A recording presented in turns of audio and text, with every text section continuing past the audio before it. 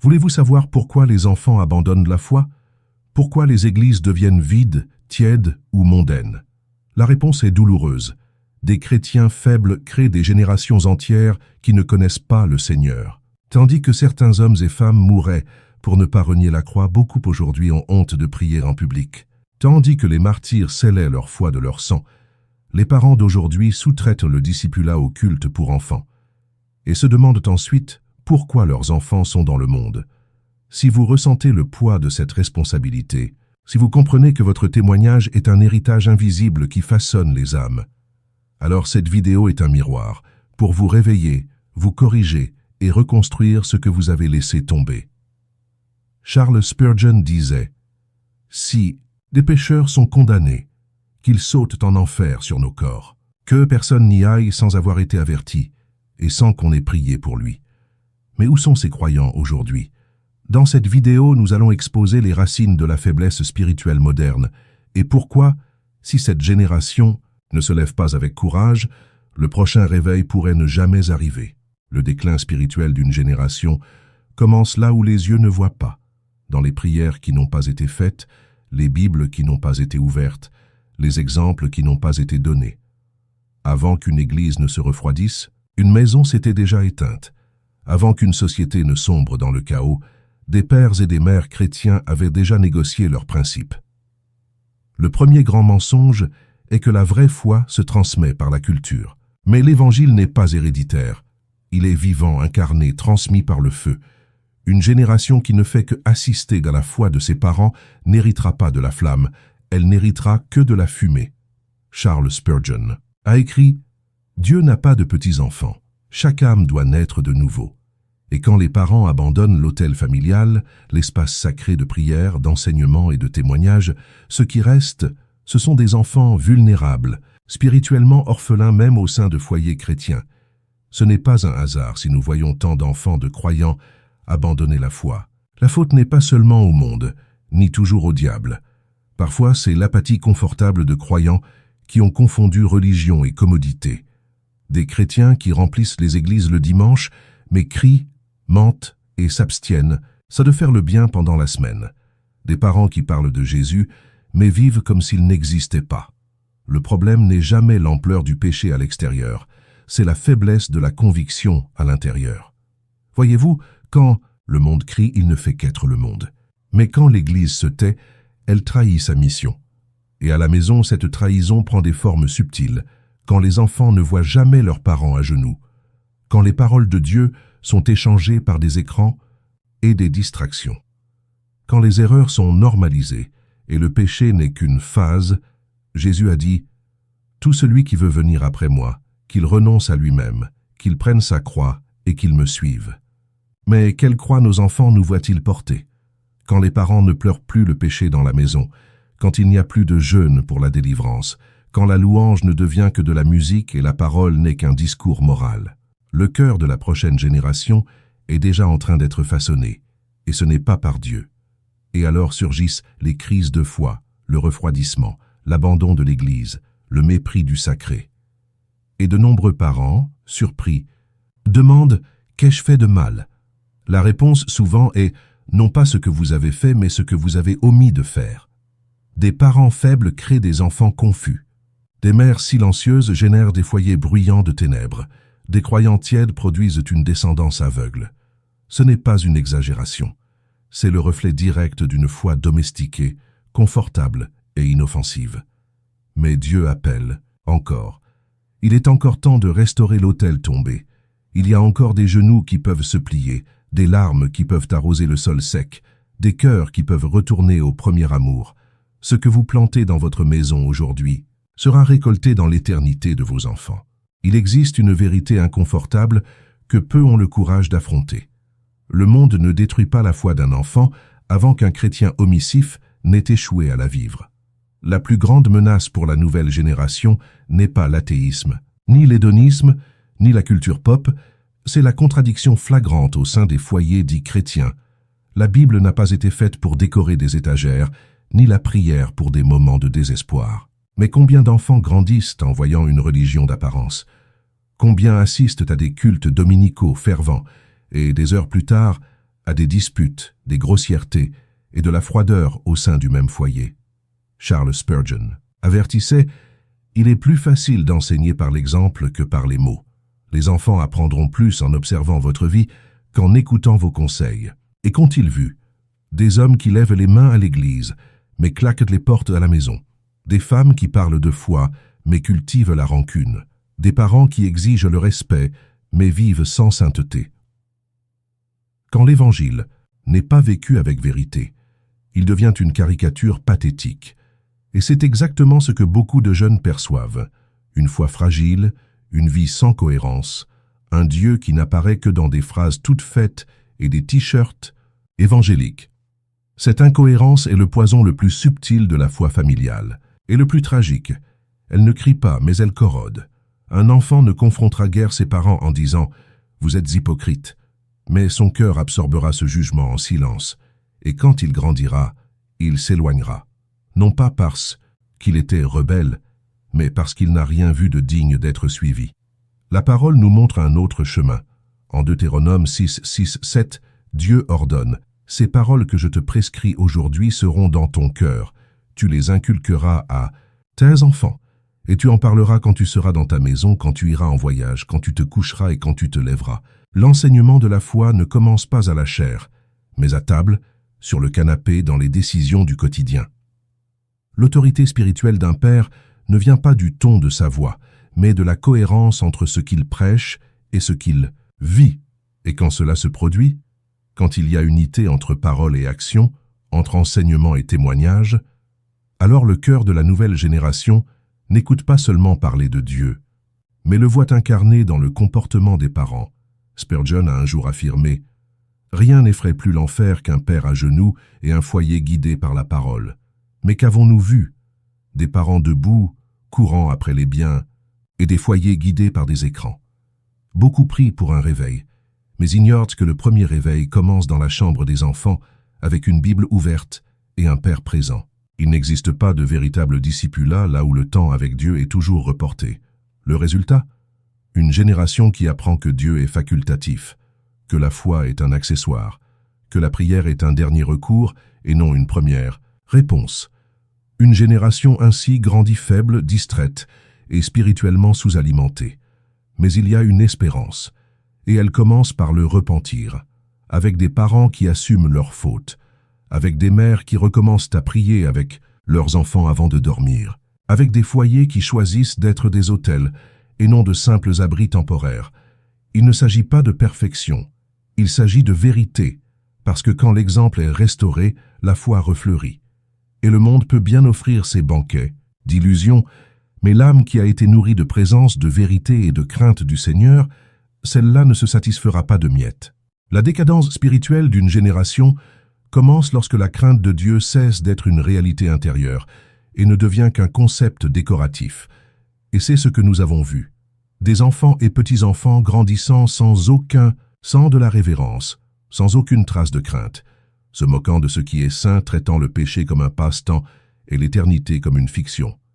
Mais ce vide n'est pas apparu de nulle part. Il est le fruit de l'absence de crainte, dans les yeux de ceux qui auraient dû être les premiers à la manifester.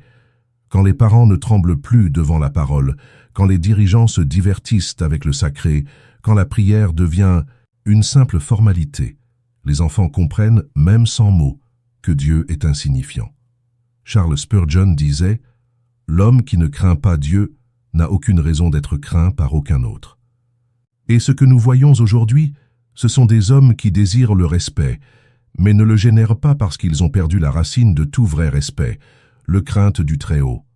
La crainte de Dieu n'est pas la terreur, c'est une conscience profonde. C'est savoir que chaque acte, chaque choix, chaque parole sera pesé dans la balance de l'éternité. C'est vivre les genoux courbés en esprit, même si le corps est debout, mais cette crainte s'est perdue. Et à sa place, le divertissement s'est élevé. Les Écritures sont devenues des slogans. Le culte est devenu un événement. L'Évangile est devenu un marché. Et au milieu de tout cela, les jeunes cherchent quelque chose de réel, quelque chose qui brûle, quelque chose qui calme l'âme, mais ils ne trouvent pas parce que leur guide spirituel ne brûle plus. Combien d'enfants ont vu leurs parents pleurer pour la présence de Dieu? Combien ont vu la Bible être lue comme une nourriture et non comme un devoir? Combien ont été témoins d'un repentir véritable à la maison et non de simples accusations externes? La crainte de Dieu ne peut pas être enseignée comme une théorie. Elle a besoin d'être ressentie, vécue, respirée. Et cela ne se produit que lorsque la sainteté revient au centre, quand la maison devient un sanctuaire, quand le péché est haï, quand la grâce est célébrée non comme une excuse, mais comme un miracle. La génération actuelle se moque de Dieu parce que la précédente a enseigné qu'il était facultatif. Et l'enfer n'a pas besoin de convaincre les jeunes que Dieu n'existe pas. Il suffit de les convaincre qu'il n'importe pas. C'est pourquoi le silence face au péché est si mortel. C'est pourquoi la neutralité spirituelle est une trahison. Les enfants regardent. Ils remarquent quand leurs parents se taisent devant l'injustice. Ils notent quand la foi est sélective. Ils sentent quand le feu s'est éteint. Et alors, ils s'éloignent. Non par pure rébellion, mais par absence d'impact, par manque de gloire, par fin de quelque chose que personne n'a osé vivre devant eux. Spurgeon avertissait « La religion sans l'esprit est le cadavre de la foi ». Et malheureusement, de nombreux foyers chrétiens sont devenus des cimetières de conviction. Il y a encore des versets sur les murs, des croix autour des cous, des musiques chrétiennes dans la voiture.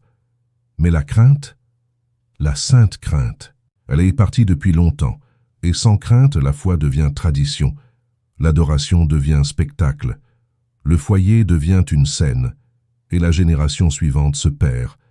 Mais Dieu appelle encore. Et il promet de restaurer la crainte s'il y a repentir, s'il y a soif, s'il y a le courage de dire « Seigneur, reviens habiter ici ». Parce que quand le témor revient, tout change. La présence revient, le feu se rallume. Et les enfants, voyant cela, ne suivront pas des traditions, mais seront marqués par la gloire. Tout héritage n'est pas visible. Tout héritage n'est pas fait de biens, de terres ou de titres. Il y a des parents qui laissent une maison et des parents qui laissent un silence, une absence, une trace d'omission. Et c'est ce qui dévaste la nouvelle génération. La lâcheté de ceux qui ne se lèvent pas. La lâcheté n'est pas seulement fuir la persécution, c'est se taire devant l'erreur, c'est choisir le confort au lieu de la confrontation. C'est préférer être accepté par le monde que d'être approuvé par Dieu. Combien d'hommes sont devenus des pères de corps, mais orphelins de mission? Combien de femmes qui se disent de foi, mais éduquent leurs enfants pour plaire au monde? La génération qui vit aujourd'hui, confuse, relativiste, perdue, a été éduquée par des parents qui se sont tus quand ils devaient te parler, qui ont souri quand ils devaient pleurer, qui ont applaudi quand ils devaient t'avertir. Charles Spurgeon disait « L'épée de l'esprit ne nous a pas été donnée pour être suspendue au mur, mais pour être brandie dans la bataille. » Mais beaucoup ont laissé l'épée rouiller. Ils ont préféré la neutralité au nom de la paix domestique. Ils ont reculé au moment où la génération appelait à la direction. Cette lâcheté se déguise en gentillesse. Elle se présente comme de la tolérance, de l'empathie, un esprit ouvert. Mais la vérité est simple. Là où l'autorité spirituelle est absente, l'ennemi prend le dessus. Les enfants sont discipulés. Si ce n'est pas par la parole, ce sera par l'écran. Si ce n'est pas par la croix, ce sera par l'algorithme.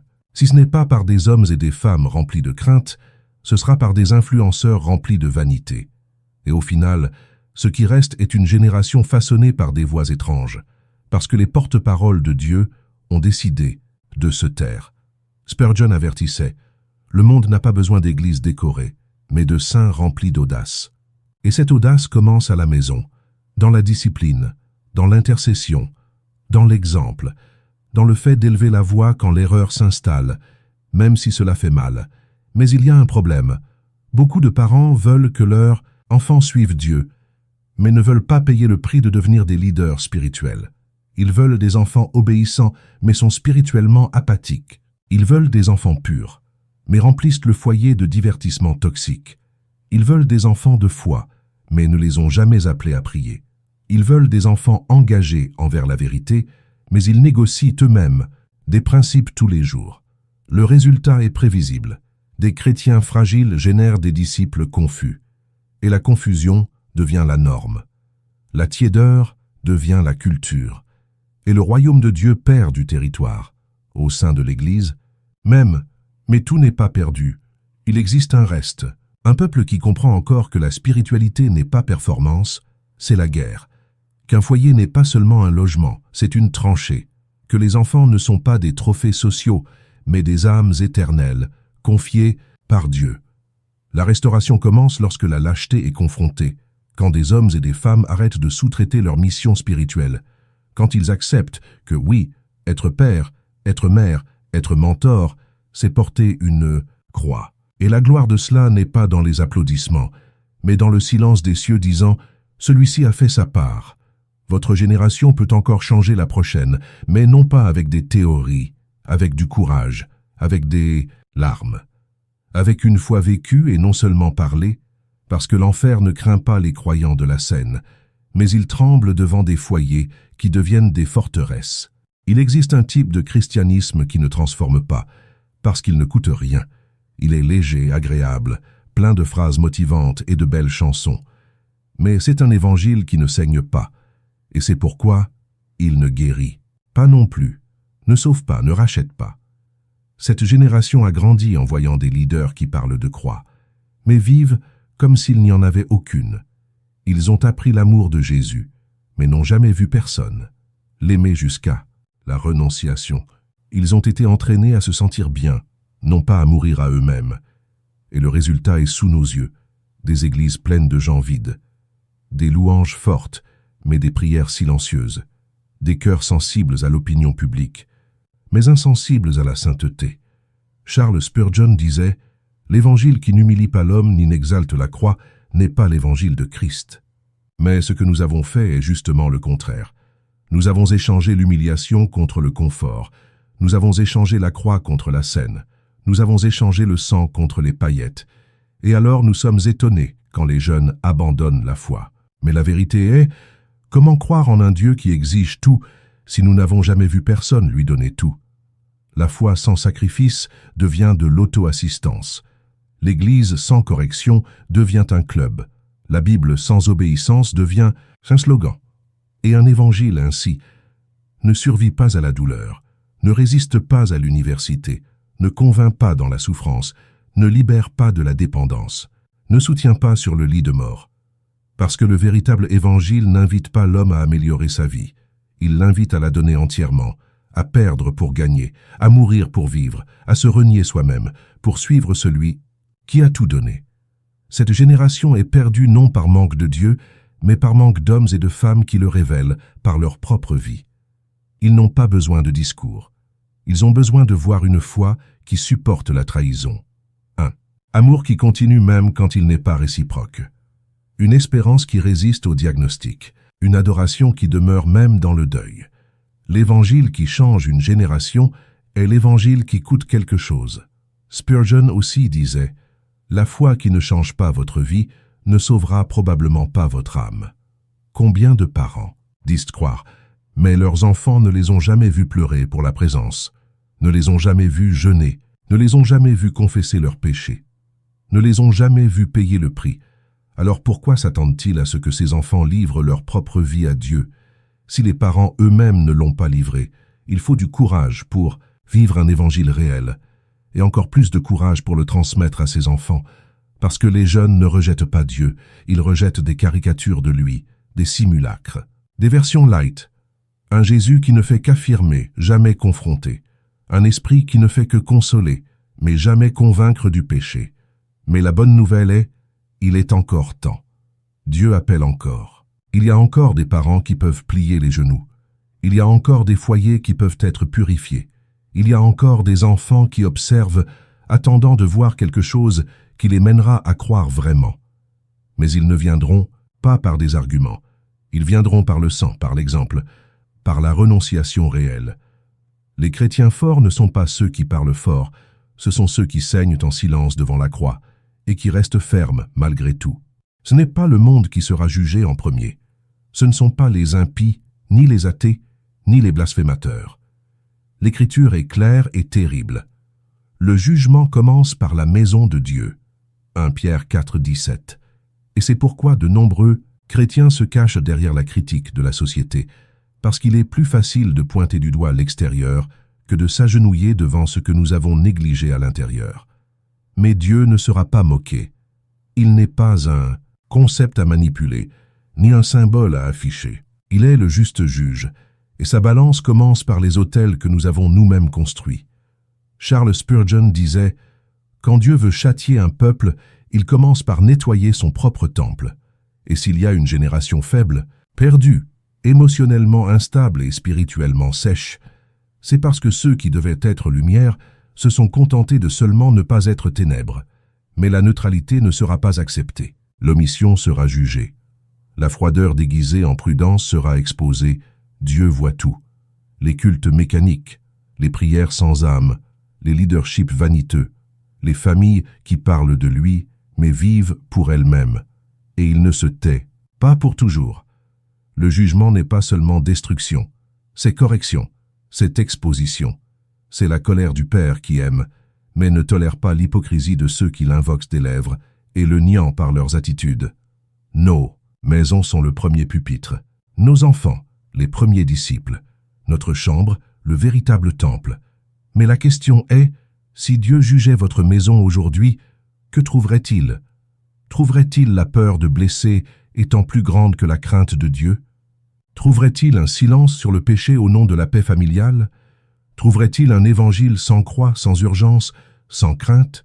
Beaucoup élèvent leurs enfants pour qu'ils réussissent dans ce monde, sans réaliser qu'ils les préparent à l'échec éternel. C'est dur, mais c'est vrai. Si vos enfants ont tout ce dont ils ont besoin dans cette vie, mais n'ont pas la crainte de Dieu, vous avez échoué. Spurgeon prêchait les larmes aux yeux. Je préférerais un fils analphabète mais sauvé qu'un docteur condamné à l'enfer. Le jugement est certain. Le temps s'écoule, et Dieu demandera des comptes, non seulement de ce que nous avons enseigné, mais de ce que nous avons tu, non seulement de ce que nous avons défendu, mais de ce que nous avons toléré, non seulement de ce que nous avons fait, mais de ce que nous avons omis de faire, et ce sera le jour où il n'y aura pas de masque. Les titres tomberont, les réputations seront consumées. Seul restera qui vous avez été devant le Dieu saint. C'est pourquoi le moment d'agir est maintenant, de s'humilier, de recommencer, de demander pardon aux cieux et aux enfants, d'échanger l'orgueil contre la reddition, de restaurer les autels brisés, de transformer chaque repas en scène, chaque nuit en culte, chaque parole en prière. Car il est encore temps, mais il ne sera pas long, et celui qui pense qu'il peut servir Dieu sans le craindre est déjà trop loin de la croix. Il existe un type de silence qui est plus fort que n'importe quel cri. C'est le silence de la conscience, le moment où le Saint-Esprit cesse de murmurer et commence à clamer. Et peut-être que cette vidéo est cela. Un appel de Dieu à ceux qui entendent encore. Si vous êtes arrivé jusqu'ici, peut-être que quelque chose dans votre esprit a brûlé. Un souvenir, une nostalgie, une douleur. Peut-être le visage d'un enfant éloigné ou le vide d'une foi que vous ne savez plus où vous avez perdu. La bonne nouvelle, il est encore temps, mais pas pour très longtemps. Cette pourrait être la dernière génération qui a encore la chance de se courber. Parce que le monde ne va pas ralentir, les ténèbres ne demanderont pas la permission, et les enfants n'attendront pas que leurs parents se décident enfin. Charles Spurgeon a dit « Il y a un type de repentir qui arrive, trop tard. Non pas parce que Dieu ne pardonne pas, mais parce que le cœur s'est déjà habitué à ignorer. Et beaucoup sont déjà sur ce chemin, habitués au péché, habitués au vide, habitués à l'absence de Dieu. Mais vous ressentez encore, vous vous souciez encore, vous pouvez encore choisir. C'est pourquoi comprenez, si Dieu parle, n'endurcissez pas votre cœur. Aujourd'hui peut être le jour où vous décidez de reconstruire l'autel, avec votre épouse, avec vos enfants, avec vous-même. Aujourd'hui peut être le jour où vous cessez enfin de déléguer le salut de votre maison au pasteur, à l'église, à l'école biblique, et assumez la responsabilité en tant que sacerdote du foyer. Parce que les enfants n'ont pas besoin de parents parfaits. Ils ont besoin de parents à genoux. Les épouses n'ont pas besoin de maris qui parlent joliment. Elles ont besoin d'hommes brisés. Le monde n'a pas besoin de plus de théologiens avec des opinions. Il a besoin d'hommes et de femmes avec des larmes, avec de la crainte, avec de la vérité. Vous pouvez être le maillon qui change toute l'histoire. la dernière muraille avant la chute, le dernier reflet du Christ que votre enfant verra avant de se perdre. Mais cela exige une décision. Et une décision aujourd'hui, pas demain, pas plus tard. Maintenant. La parole n'est pas lointaine. Elle est dans votre bouche et dans votre cœur. Il suffit de dire « Seigneur, me voici. Restaure ce que j'ai laissé mourir. » Parce que, quand un homme se courbe, Dieu lève une génération entière.